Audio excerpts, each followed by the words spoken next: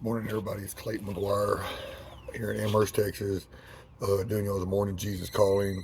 I was supposed to work today, but something happened. You had a little change of plans, so I got to get my medication for my hallucination antipsychotic medication. Then I'm going to do my morning Bible reading, my devotionals, and everything for y'all out there today. It's February 9th. My birthday's this Friday. I turned 44 years old. I know I don't look it. I look like I'm in my late 20s, Your but birthday is Saturday. is it Saturday? 9. Yeah. What's today? 10, 11, 12, 13. That's right, Saturday. Well, praise Jesus, it's Saturday, not Friday, man. I get to be 43 one more day. Here it is. Proverbs 9, the way of wisdom.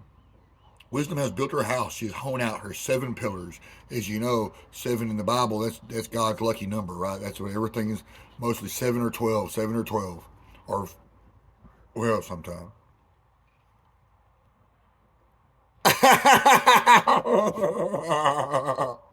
I'm sorry, I got a response to my bisexual brother Alan Franklin, right? You know, he's bisexual, so so I played. He's not really. He's not. So if you would have say, if you'd have seen the message he sent me, you'd be saying the same thing. Leave that man alone. She has honed out her 7 pillars. She has slaughtered her meat. She has mixed her wine. She also furnished her table. She has sent out her maidens, and she cries out from the highest places of the earth, whoever is simple, let him turn here. As for him who lacks understanding, she says to him, come eat of my bread and drink of the wine I have mixed. Forsake foolishness and live, and go in the way of understanding. He who corrects a scoffer gets shame for himself, but he who rebukes a wicked man only harms himself. Do not correct a scoffer lest he hate you. Rebuke a wise man and he will love you. Give instruction to a wise man and he will be still wiser. Teach a just man and he will increase learning. The fear of the Lord is the beginning of wisdom, and the knowledge of the Holy One understanding. For by me your days will be multiplied, and years of life will be added. If you are wise for yourself, and if you scoff, you will bear it alone. The way of folly. A foolish woman is clamorous. She is simple and knows nothing, for it sits at the door of her house on a seat by the highest places of the city. To call those who pass by who go straight to the temple. Whoever is simple, let him turn in here.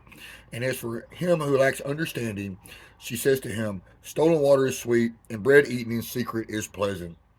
But he does not know that the dead are there, that her guests are in the depths of hell. And it's kind of a contradiction and crazy how in the Bible that, for one, God and Jesus talk about women being wisdom, wise, kind, and just like they're the smart ones, right? Or anything related to where it's beneficial, get wisdom, get understanding, and things like that. It's referring to women and cherish her. But in this contradiction here, or it's not a contradiction, on the other side of the coin, he's talking about women being the way immoral women specifically will take you down to the depths of hell if you allow it, because God gives us that active choice. I had a theological debate with somebody that wasn't necessarily a debate, but it was a discussion point, counterpoint dialogue. And he's a Bible scholar. He's been studying the Bible longer than I've been alive. So something like that. He's been involved with it. That when God gave Satan the ruler over the earth. You know, he's a prince of power and air by biblical terms. That's Satan's name on earth, is his demonic title. So, and we're not of this world, but we're here to glorify God.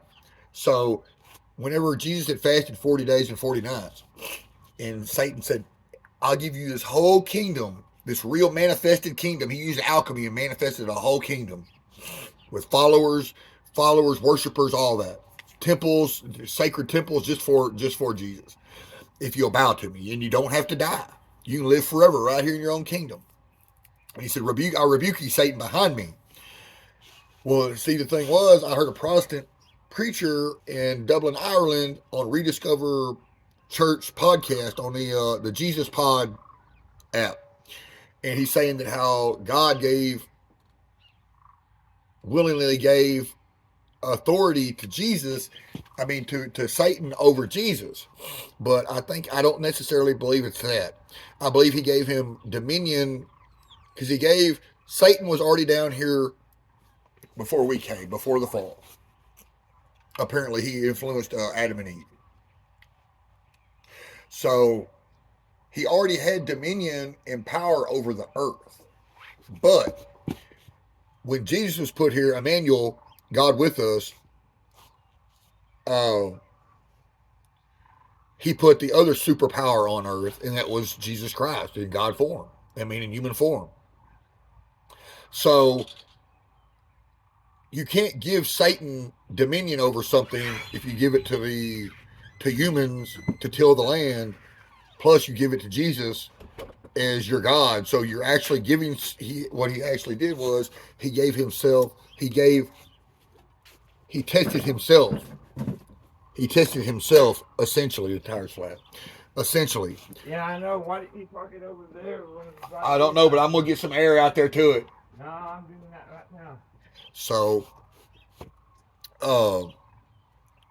he gave him dominion over earth, and when he came to earth, he had authority over himself. So, essentially, 40 days and 40 nights plus Satan was his walk bearing the cross, and he never gave Satan dominion over the earth because Jesus was here himself, Emmanuel, God with us, and had authority over the earth. So what he did, he tested himself, fasted for 40 days to fasted for 40 nights, and played chicken with Satan, basically, in the desert. And Satan tapped out and ran. He said, "Behind me, be gone, Satan." So here's your morning Jesus calling. Can't give somebody authority over something that doesn't belong to them. If the authority belongs to Jesus Christ, he wouldn't give Satan authority over him. He just did head-to-head psychological combat, spiritual combat as two spirit soldiers of Christ. Here it is. Seek my face more and more. You're really just beginning your journey of intimacy with me. It is not an easy road, but it is a delightful and privileged way, a treasure hunt. I am the treasure and the glory of my presence, glistens and shimmers along the way. Oh, and by the way, I just gave y'all a once-in-a-lifetime theology lesson that you probably had to pay Tony Robbins or John Maxwell a few $1,000s to get. Was on the theological debate whether how Jesus tortured himself basically for 40 days and 40 nights, not eating and drinking, and then did combat with Satan. They think it was God putting Satan into his life. It wasn't that. Satan caught him when in his weak spot, when his mind, he thought Jesus' mind was weak, and then attacked him. All that he had to die for anyways was right there. And didn't have to die. That's why Satan has no power over the earth now. That when death was overcame, that was it. When Jesus came back, that was it. Again. And you see the second time when he came back, when he resurrected himself out of the tomb, you notice that Satan didn't want no trouble after. Satan really didn't want no trouble after he was rebuked the first time. He didn't want no second go around. So, hardships are part of the journey too. I met them out ever so carefully in just the right dosage, with the tenderness you can hardly imagine. Do not recoil from afflictions, since they are among my most favored gifts. Trust me and don't be afraid, for I am your strength.